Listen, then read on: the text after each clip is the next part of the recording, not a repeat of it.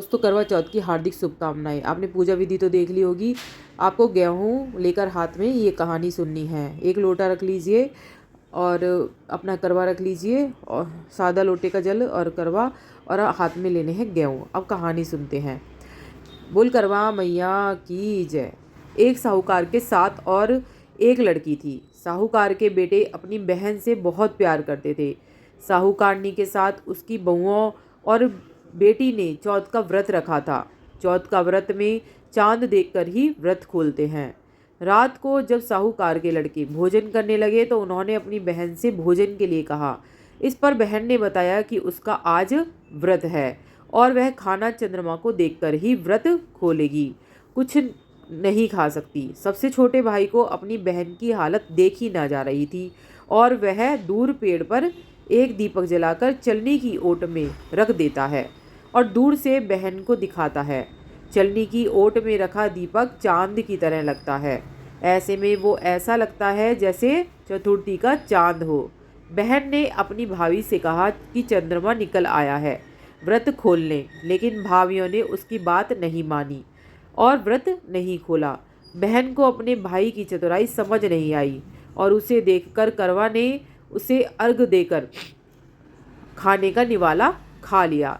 जैसे ही वह पहला टुकड़ा मुंह में डालती उसे छींक आ जाती, दूसरा टुकड़ा डालती तो उसमें बाल निकल आता और तीसरा टुकड़ा मुंह में डालती है तभी उसके पति की मृत्यु का समाचार उसे मिलता है।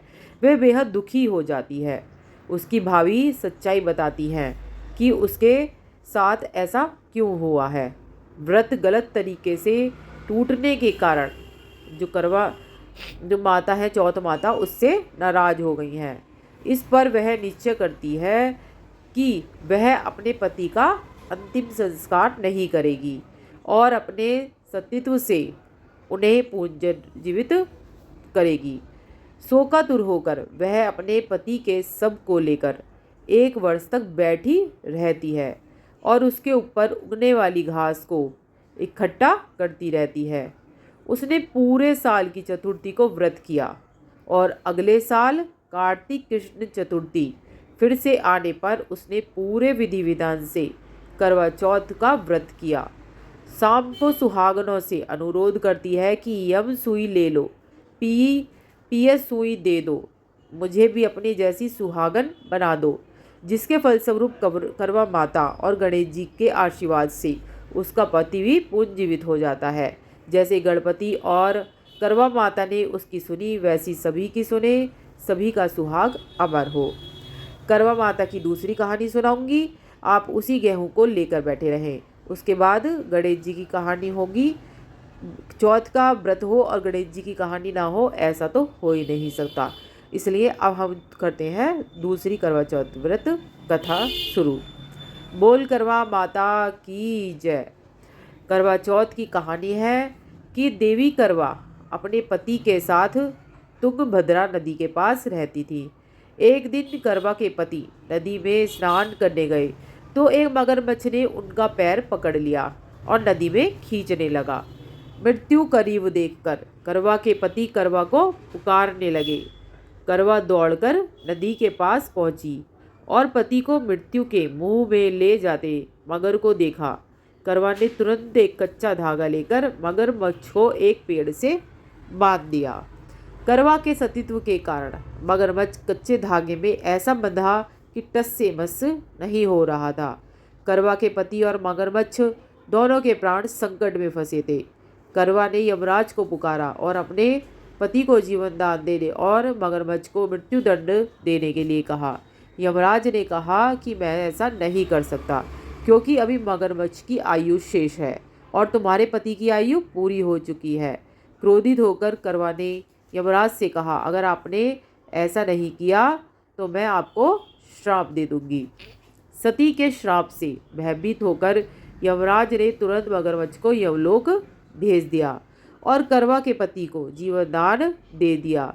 इसलिए करवा चौथ के व्रत में सुहागन स्त्रियां करवा माता से प्रार्थना करती हैं कि हे करवा माता, जैसे आपने अपने पति को मृत्यु के मुंह से वापस निकाल लिया वैसे ही मेरे सुहाग की भी रक्षा करना।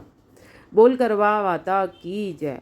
अब जो आपने गेहूँ लिए हैं वो अपने थोड़े से करवा माता के कैलेंडर के पास रख डाल दीजिए, थोड़े से अपने करवे में डाल लीजिए और थोड़े से गेहूँ अपने दुपट्टे में जो आपने दुपट्टा ओढ़ रखा है उसमें बांध कर रख लीजिए गांठ लगाकर, वो रात को काम आएंगे। अब चावल लेके थोड़े से चावल लेके गणेश जी की कहानी सुन लीजिए। हाथ में कुछ ना कुछ लेकर जरूर सोते हैं। तो बहुत समय पहले की बात है, एक अंधी बुढ़िया थी जिसका एक लड़का और बहू थी। वो लोग बहुत गरीब थे। वह अंधी बुढ़िया रोजाना गणेश जी की पूजा किया करती थी। गणेश जी उस बुढ़िया से प्रसन्न होकर एक दिन साक्षात सन्मुख आकर कहते हैं कि मैं आपकी पूजा से प्रसन्न हूँ, आपको जो वर मांगना है वो मांग लें। बुढ़िया कहती है मुझे मांगना नहीं आता, तो कैसे और क्या मांगूं? तब गणेश जी बोले कि अपने बहू बेटे से पूछकर मांग लो। तब बुढ़िया ने अपने पुत्र और वधू से पूछा तो बेटा बोला कि धन मांग लो, बहू ने कहा पोता मांग लो। तब बुढ़िया ने सोचा ये तो अपने मतलब की बात कर रहे हैं। फिर बुढ़िया ने पड़ोसियों से पूछा तो पड़ोसियों ने कहा बुढ़िया तेरी थोड़ी सी जिंदगी बची है, क्यों मांगे धन और पोता, तू तो केवल अपने नेत्र मांग ले, जिससे तेरी जो जिंदगी है बाकी की वो सुख से व्यतीत हो जाए। उस बुढ़िया ने बेटे और बहू और पड़ोसियों की बात सुनकर घर में जाकर खूब सोचा कि क्यों ना ऐसी चीज मांगू जिससे बेटा बहू और मेरा सबका ही भला हो। जब दूसरे दिन गणेश जी आए और बोले आपको क्या मांगना है, कृपया बताइए, हमारा वचन है जो मांगेगी वो पाओगी आप। गणेश जी के वचन सुनकर बुढ़िया बोली हे गणराज, यदि आप प्रसन्न हैं तो मुझे 9 करोड़ की माया दें, निरोगी काया दें, अमर सुहाग दें, आंखों में प्रकाश दें, नाती पोते दें, समस्त परिवार को सुख दें, फिर अंत में मोक्ष दें। बुढ़िया की बात सुनकर गणेश जी बोले बुढ़िया माई, तूने तो मुझे ठग लिया। खैर जो कुछ तूने मांग लिया है वह सभी तुझे मिलेगा। यूँ कहकर गणेश जी अंतर ध्यान हो गए। हे गणेश जी महाराज, जैसे बुढ़िया माई को मुंह मांगे दिया वैसे सब किसी को देना और हमको भी देना। बोल गणेश जी महाराज की जय। 3 कथाएं हो गई हैं, एक और कर लेते हैं, 4 कथा हो जाएंगी। और सब्सक्राइब ज़रूर कर लीजिए जिससे आगे वीडियो मिलती रहे आपको। और अभी यही वाले चावल लेके रखने हैं अभी आपको हाथों में, क्योंकि गणेश जी की ही कहानी होगी। फिर ये चावल हमें अपने ऊपर से पीछे की तरफ डाल देने हैं। अब सुनते हैं गणेश जी की कहानी।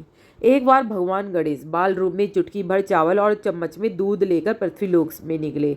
वे सबको अपनी खीर बनाने को कहते जा रहे थे, पर सबने उनकी बात को अनदेखा कर दिया। इसी दौरान एक गरीब बुढ़िया ने उनकी खीर बनाना स्वीकार कर लिया और एक भगोना चूल्हे पर चढ़ा दिया। इस पर गणेश जी ने घर का सबसे बड़ा बर्तन चढ़ाने को कहा। बुढ़िया ने बाल लीला समझते ही घर का बर्तन चढ़ा दिया। बड़ा कुछ देर बाद चमत्कार हुआ। गणेश जी के दिए हुए चावल और दूध बढ़ गया, पूरे भगोने उसमें भर गया। इसी बीच गणेश जी नहाने के बाद खीर खाने की बात कहते हुए वहां से चले गए। पीछे से बुढ़िया के पोता पोती आए तो भूख लगने पर बुढ़िया ने उन्हें वह खीर खिला दी। खीर बनते ही देख बन रही थी तो पड़ोसन को भी बुढ़िया ने कटोरा भरकर खीर दे दी। बेटे की बहू ने चुपके से एक कटोरा खीर भरकर एक साथ एक कटोरा खीर छिपा दी। इसके बाद भूख लगी तो बुढ़िया ने भी खीर को खा लिया। फिर बोली आजा रे गणेशिया खा ले। तभी गणेश जी पहुँच गए कि बोले मैंने तो खा ली। बोली कब खाई? बोले जब तेरी पोता पोती पड़ोसन बहू ने खाई तभी मेरा पेट भर गया। इसके बाद जब बुढ़िया ने बाकी बची खीर के उपयोग के बारे में पूछा तो गणेश जी ने उसे नगर में बांटने को कहा। जब बुढ़िया ने खीर बांटी, राजा को इसका पता लगा कि वह बुढ़िया को अपने दरबार में बुला लिया। सारा माजरा जानकर उसने बुढ़िया को खीर का भगोना अपने पास मंगा लिया। राजा के महल में जैसे ही पहुंचा तो उसमें कीड़े मकोड़े जानवर विलविला रहे थे। राजा ने वह बर्तन वापस बुढ़िया को दे दिया। उसके घर ले जाते ही वापस पहले जैसा फिर हो गया। इसके बाद बुढ़िया ने गणेश जी से बची हुई खीर का उपयोग पूछा तो उन्होंने झोंपड़ी के कोने में गाड़ देने को कहा। ऐसा कर बुढ़िया रात को सो गई और गणेश जी को उसकी झोंपड़ी में लात मारते ही अंतर्ध्यान हो गए। अगले दिन जब बुढ़िया उठी तो अपनी झोंपड़ी महल में बदली पाई। गणेश जी के बर्तन सोने जवाहरातों से भरे मिले। गणेश जी की कृपा जानकर बुढ़िया काफी प्रसन्न हुई और गणेश जी की महाराज की कृपा से जैसे बुढ़िया को फल दिया वैसे सबको देना, कहते सुनते उंकारा भरते का भला। बोल गणेश जी महाराज की जय। राधे राधे।